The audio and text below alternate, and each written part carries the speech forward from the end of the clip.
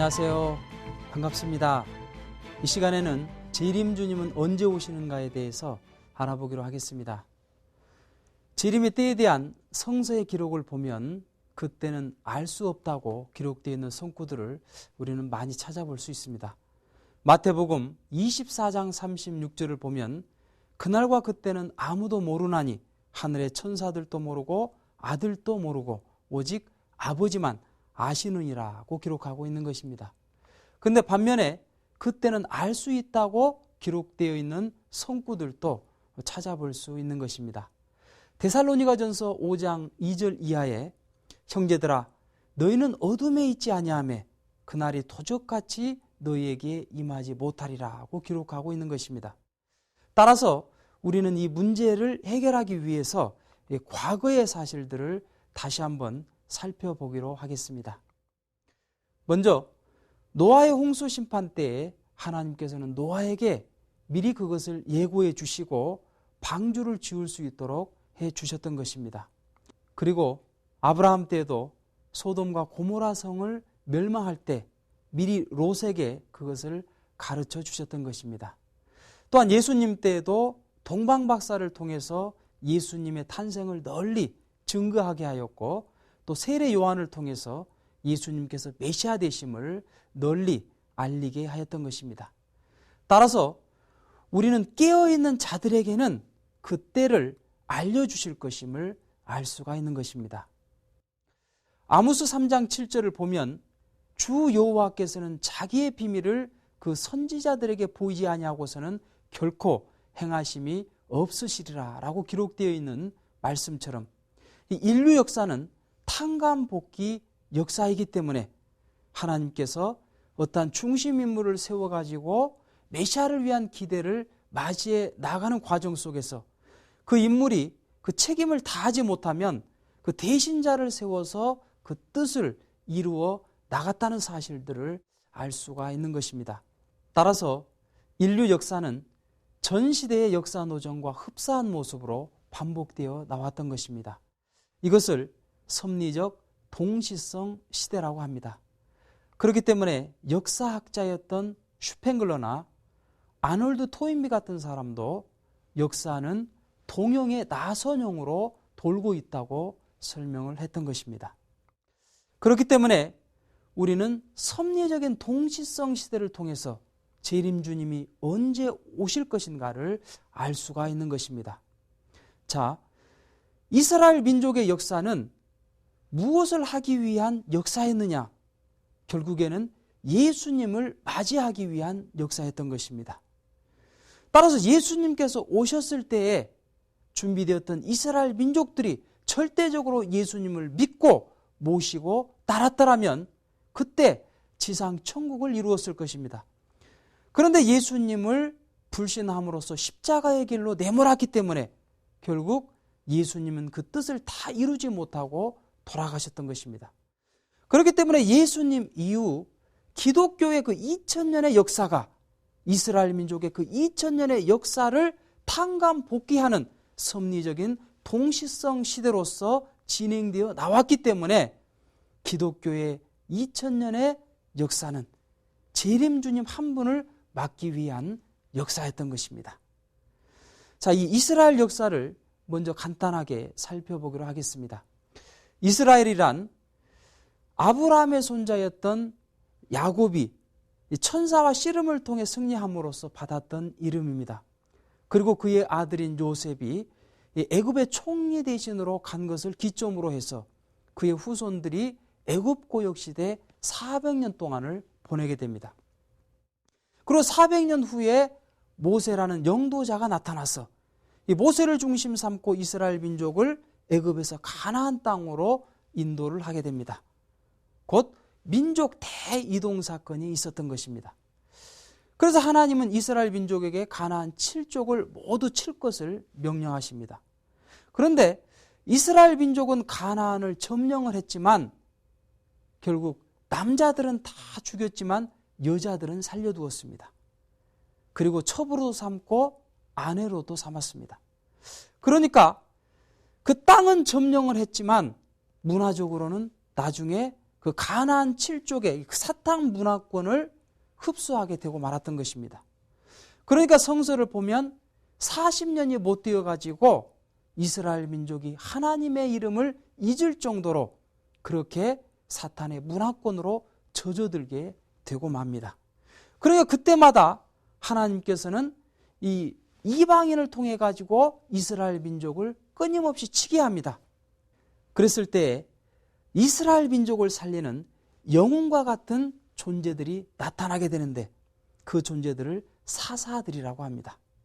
사사란 부족장을 의미하는데 제사장, 예언자, 국왕의 그 사명을 대신했던 인물들이었습니다. 온니엘 사사를 중심으로 우리가 흔히 많이 아는 이 삼손을 비롯해서 이 사무엘까지 16명의 사사가 400년 동안을 그 이스라엘 민족을 구원함으로써 이 사사시대 400년이 있었던 것입니다.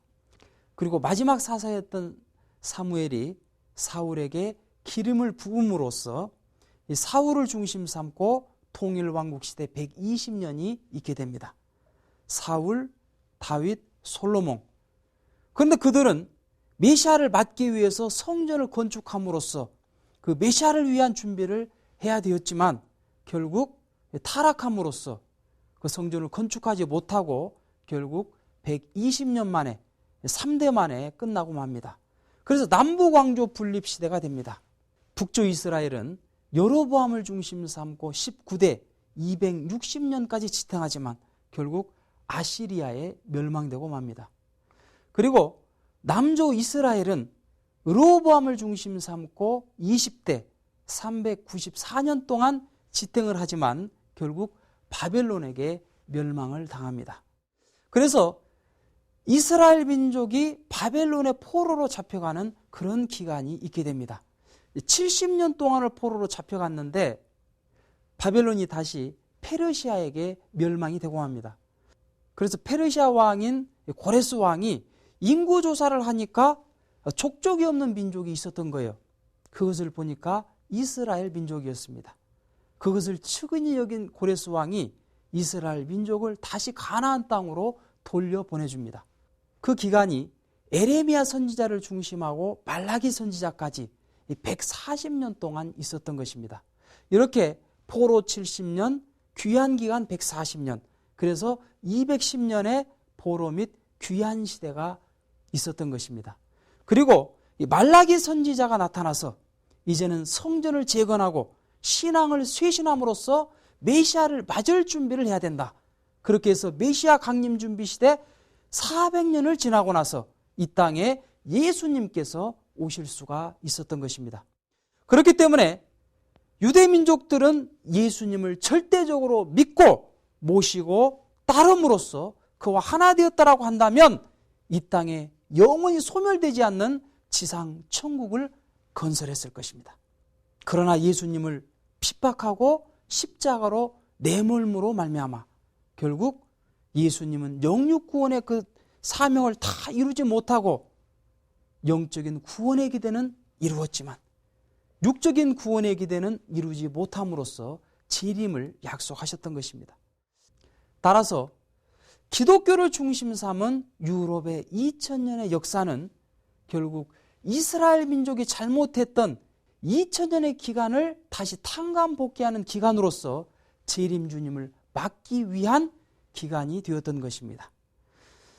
예수님이 돌아가시고 나서 기독교는 로마 밖에 400년을 받게 됩니다. 그리고 313년에 콘스탄티누스 제제를 중심하고 기독교가 공인이 되고 392년에 국교화가 되게 됩니다. 그럴 즈음에 이제 발티케 연안으로부터 유럽으로 게르만 민족이 민족 대이동을 하게 됩니다.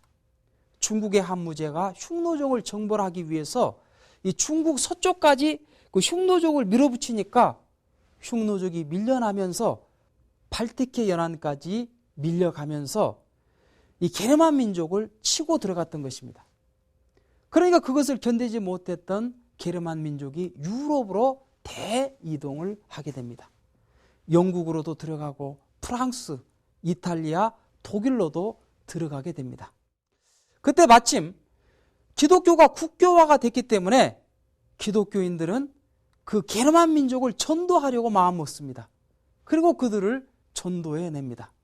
그런데 게르만 민족은 농경사회 문화였기 때문에, 그 정착 문화였기 때문에 찬란한 그 문화를 가지고 있었습니다.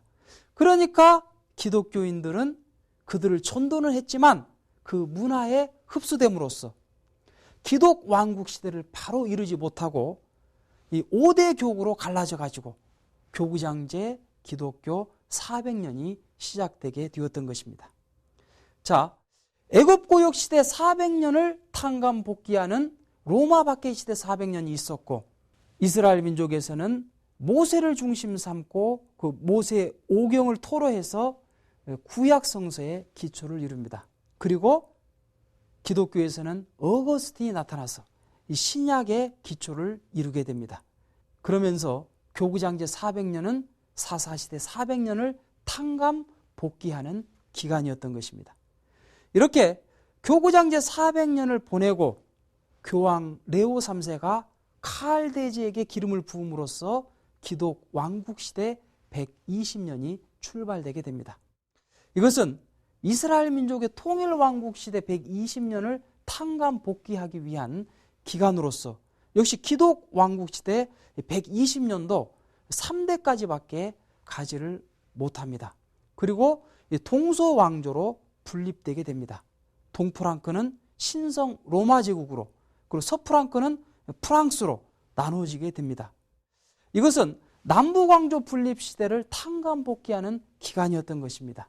그러면서 그때부터 교황과 국왕이 끊임없이 알력 다툼을 하면서 싸우게 됩니다. 원래 교황과 국왕은 아벨과 가인의 입장에서 메시아를 맞을 수 있는 그 준비를 해야 됐지만 그들이 끊임없이 싸움으로써 1096년에 교황이 이 국왕에게 전쟁을 일으킵니다. 8번의 십자군 전쟁을 일으켰는데 8번 다 국왕에게 패함으로써 이 교황의 권위가 땅끝으로 추락하게 됩니다. 그러면서 1309년에 클레멘스 5세가 아비뇽으로 교황청을 이전하는 것을 기점으로 교황 포로 시대가 있게 됩니다. 그때부터는 교황이 국왕의 꼭두가시와 같은 그런 입장에 들어가게 됩니다. 그러면서 70년의 기간을 보내고 1377년 그레고리우스 11세를 중심하고 다시 로마로 귀환해가는 기간, 그러면서 140년 귀환 기간이 있었습니다. 곧 포로 70년, 140년 귀환 기간, 그래서 교황 포로 및 귀환 시대 210년이 있었던 것입니다. 이것은 유대민족 포로 및 귀환 시대 210년을 탕감 복귀하는 그러한 기간이었던 것입니다. 그러면서 교황의 권위가 땅끝으로 추락했기 때문에 이제 교황 레오 10세는 그 권위를 세우기 위해서 교황은 베드로의 후계자다, 그 명목을 내세우면서 베드로 사원을 지어야 된다. 그런데 돈이 없는 거예요. 그러니까 면죄부를 판매합니다. 그럼으로써 루터와 같은 그런 종교 개혁자들이 들고 일어나서 이제 종교 개혁을 단행하게 됩니다. 그러면서 신앙 쇄신 운동을 일으킴으로써 이제 메시아가 다시 오실 때가 되었으니 우리는 재림 메시아가 오실 것을 준비해야 된다. 그러면서 메시아 재강림 준비 시대 400년을 지나고 나서 이 땅에 재림 주님이 오시게 되는 것입니다. 자, 루터가 1517년에 종교개혁을 일으켰기 때문에 그 이후 400년이면 1917년이 되는 것인데 이때부터 재림기가 시작된다고 볼 수가 있는 것입니다. 그리고 1918년에는 제1차 세계대전이 끝나게 되는데 영미부를 중심 삼고 기독교 국가가 승리함으로써 재림 주님이 오실 그 기반을 닦아놓게 되었던 것입니다. 그래서 1918년부터 400년, 400년, 120년, 400년, 210년, 400년을 더해보니 1930년. 따라서 재림 메시아는 1918년에서부터 1930년 사이에 오신다는 것을 우리는 역사적인 통시성 시대를 통해서 알 수가 있게 되는 것입니다. 우리는 이처럼 역사를 통해 재림 주님이 오실 때를 알 수 있는 것입니다. 섭리적 통시성 시대를 통해서 본다면 이미 재림 주님은 오셨다는 결론이 나옵니다. 그렇다면 그 재림 주님은 어디로 오셨으며 그분은 과연 누구실까요? 그것을 다음 시간에 알아보도록 하겠습니다. 감사합니다.